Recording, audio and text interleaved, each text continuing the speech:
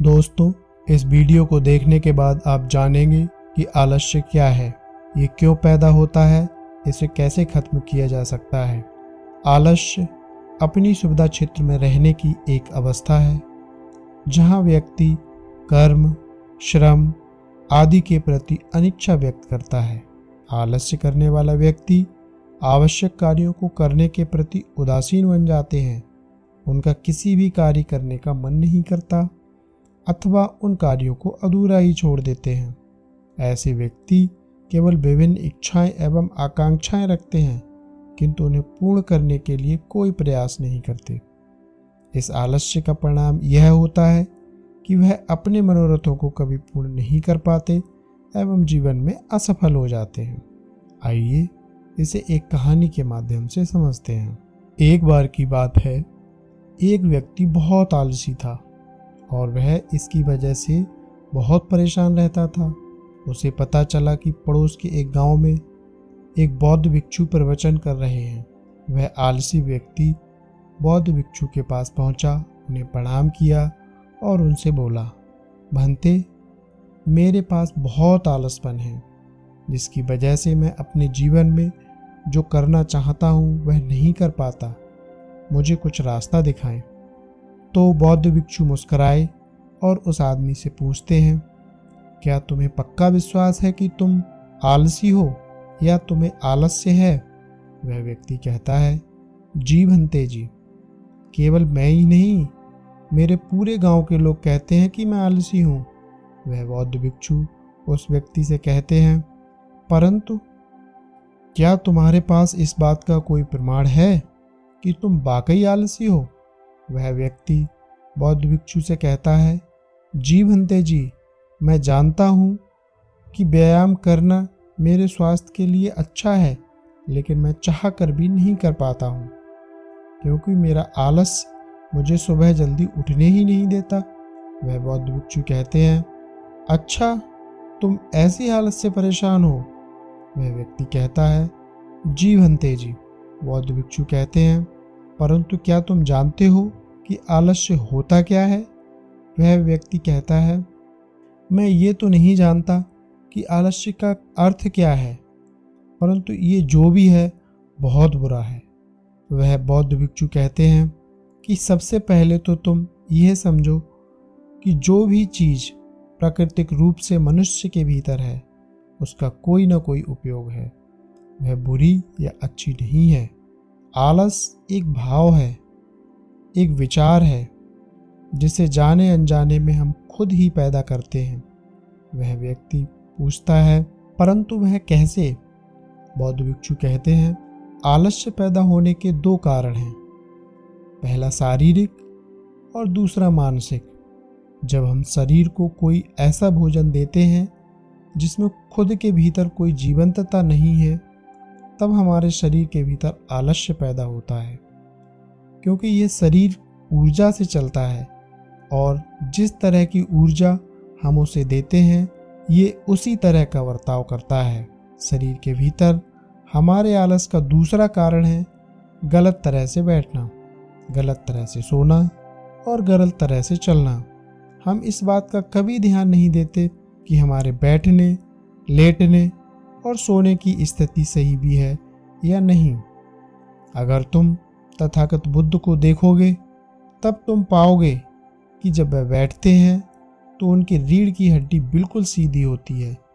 जब सोते हैं तो उनके शरीर के भीतर किसी भी हाल में कोई दबाव नहीं होता और जब वो चलते हैं तो उनके दोनों कदमों के बीच एक तालमेल नजर आता है। ये जरूरी नहीं है कि कोई तथागत बुद्ध को सुनकर ही समझे।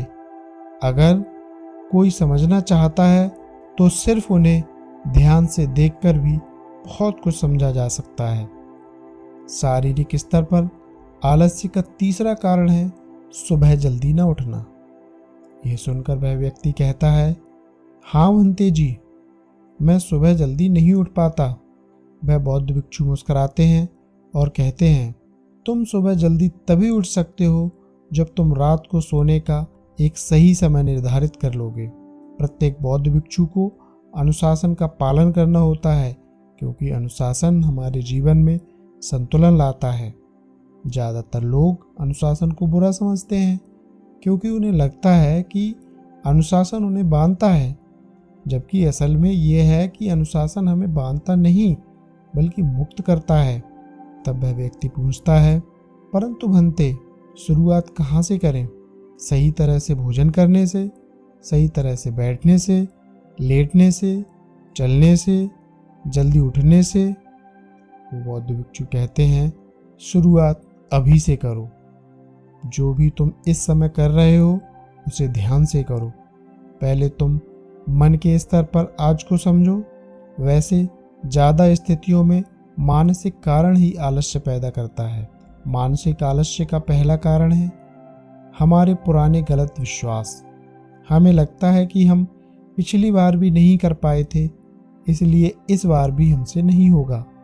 हम इस बात को नहीं देखते हैं कि इस बार और पिछली बार में बहुत अंतर है। अब हम मानसिक तौर पर वह नहीं है जो पहले थे। अब सब कुछ बदल चुका है। जब हम अपने आप को काबिल नहीं समझते तब आलस्य हम पर हावी हो जाता है। मानसिक स्तर पर आलस्य का दूसरा कारण है छोटी सोच वाले और आलसी लोगों का साथ देना। कभी कभी ऐसा होता है कि आलस हमारे भीतर नहीं होता, परंतु दूसरे लोगों से वह हमारे भीतर आ जाता है। ऐसा इसलिए होता है क्योंकि हम आलसी लोगों की संगति करते हैं। वह व्यक्ति कहता है, जी भंते जी, ये एकदम सत्य है। ये बात तो मैंने अनुभव भी की है। वह बौद्ध भिक्षु कहते हैं, तीसरा कारण है मन का स्पष्ट न होना। मान लो तुम एक वन में खो गए हो और शाम होने वाली है। तुम्हें ये नहीं पता कि तुम्हारा घर किस दिशा में है। तो क्या ऐसी स्थिति में तुम आलसी बनकर लेट जाओगे या फिर अपने घर की तलाश में निकल पड़ोगे? वह व्यक्ति कहता है, मैं घर की तलाश में निकल जाऊंगा। वह भिक्षु कहते हैं कि अगर खूब प्रयास करने के बाद भी तुम्हें तुम्हारे घर का रास्ता नहीं मिला तब तुम क्या करोगे? वह व्यक्ति कहता है, मैं फिर भी तलाश में लगा रहूंगा क्योंकि मेरे पास उसके अलावा कोई और विकल्प नहीं होगा। वह बौद्ध भिक्षु कहते हैं, मनुष्य को आलस्य तभी पकड़ता है जब उसके पास कई विकल्प होते हैं। अगर किसी के पास सिर्फ एक ही विकल्प है तो उसका पूरा मन पूरी तरह से स्पष्ट होगा। अगर तुम अभी व्यायाम नहीं कर रहे हो तो उसका कारण है तुम्हारी नज़र का स्पष्ट नहीं होना। तुम अभी भविष्य में होने वाले रोगों को नहीं देख पा रहे हो। तुम अभी उन रोगों से होने वाली पीड़ा को नहीं समझ पा रहे हो। तुम अभी उन रोगों से होने वाली पीड़ा को महसूस नहीं कर पा रहे हो। वह बौद्ध भिक्षु आगे कहते हैं कि आलस्य का चौथा मानसिक कारण है किसी काम को करने की कोई वजह न होना। मान लो तुम एक रास्ते से कहीं जा रहे हो और बहुत देर तक चलते चलते तुम बहुत थक जाते हो। अब तुम्हारा और चलने का मन नहीं कर रहा है, तुम्हें आलस्य आ रहा है। तभी तुम वहां देखते हो कि एक शेर तुम्हारे पीछे चला रहा है। तो क्या ऐसी परिस्थिति में भी तुम अपने आलस को लेकर वहां रुके रहोगे? नहीं ना। तो इस बात को समझो कि आलस्य तुम्हें उसी काम को करने से रोकता है जिसे करने की कोई बड़ी वजह न हो। वह व्यक्ति कहता है, धन्यवाद भंते जी, अब मुझे आलस्य का सारा खेल समझ में आ गया। वह बौद्ध भिक्षु कहते हैं, मेरी एक बात हमेशा याद रखना, जहाँ स्पष्टता है या कुछ करने की बड़ी वजह है वहाँ आलस्य हो ही नहीं सकता। तो दोस्तों, आपको ये वीडियो कैसी लगी कमेंट करके ज़रूर बताएं। ऐसी ही और भी वीडियो देखने के लिए हमारे चैनल आध्विक दर्शन को सब्सक्राइब जरूर कर लें और अपने मित्रों के साथ भी शेयर करें। मिलते हैं अगली वीडियो में। अपना ख्याल रखिए, खुश रहिए।